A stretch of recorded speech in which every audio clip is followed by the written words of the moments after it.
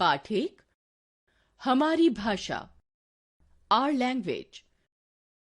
देखिए, पढ़िए और समझिए। नेताजी भाषण देते हुए, दादाजी पत्र लिखते हुए, बच्चे इशारा करते हुए। बच्चों, पहले चित्र में नेताजी मुख से बोलकर अपनी बात जनता तक पहुंचा रहे हैं और जनता उनकी बातों को सुनकर समझ रही है।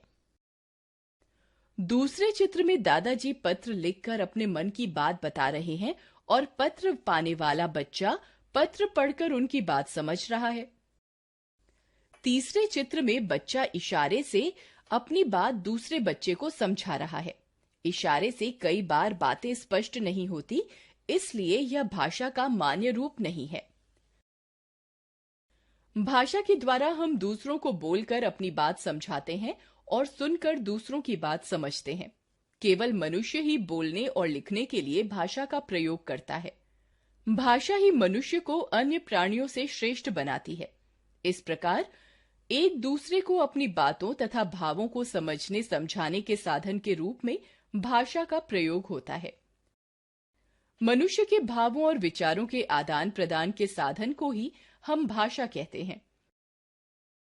भाषा के प्रकार। भाषा के दो प्रकार हैं। पहला मौखिक भाषा, दूसरा लिखित भाषा। मौखिक भाषा। जब हम अपनी बात बोलकर दूसरों को समझाते हैं तथा दूसरों की बात सुनकर समझते हैं तो इसे मौखिक भाषा कहते हैं। इसका प्रयोग हमारे दैनिक जीवन में सर्वाधिक होता है। जैसे क्रिकेट के खेल के विषय में दो मित्रों के बीच बातचीत हो रही है। वाह, आज का मैच शानदार रहा। हाँ, तुमने बहुत अच्छा खेला। लिखित भाषा। जब हम अपनी बात लिखकर दूसरों को समझाते हैं तथा दूसरों की बात पढ़कर समझते हैं तो इसे लिखित भाषा कहते हैं। लिखित भाषा व्याकरण के नियमों में बंधी होती है। जैसे मां पत्र लिख रही हैं और बेटा पत्र पढ़कर समझ रहा है। भाषा के विविध रूप। राजभाषा। भारतीय संविधान द्वारा हिंदी को भारत की राजभाषा अर्थात सरकारी कामकाज की भाषा घोषित किया गया है। 14 सितंबर 1949 को संविधान सभा ने हिंदी को भारत की राजभाषा के रूप में स्वीकार किया। इसलिए हर वर्ष 14 सितंबर का दिन हिंदी दिवस के रूप में मनाया जाता है। राष्ट्रभाषा। किसी देश में सबसे अधिक लोगों द्वारा बोली तथा समझी जाने वाली भाषा को राष्ट्रभाषा कहते हैं। भारत जैसे विशाल देश में जहां अनेक भाषाओं और बोलियों वाले लोग रहते हैं, हिंदी ही एक ऐसी भाषा है जिसे सबसे अधिक लोग बोलते और समझते हैं। इसीलिए हिंदी को ही भारतवर्ष की राष्ट्रभाषा माना जाता है। बोली। भाषा के क्षेत्रीय रूप को बोली कहते हैं। यह सीमित क्षेत्र में बोली जाती है, अतः इसमें साहित्य की रचना नहीं होती। एक भाषा की अनेक बोलियां हो सकती हैं, जैसे भोजपुरी, हरियाणवी, राजस्थानी, गढ़वाली आदि।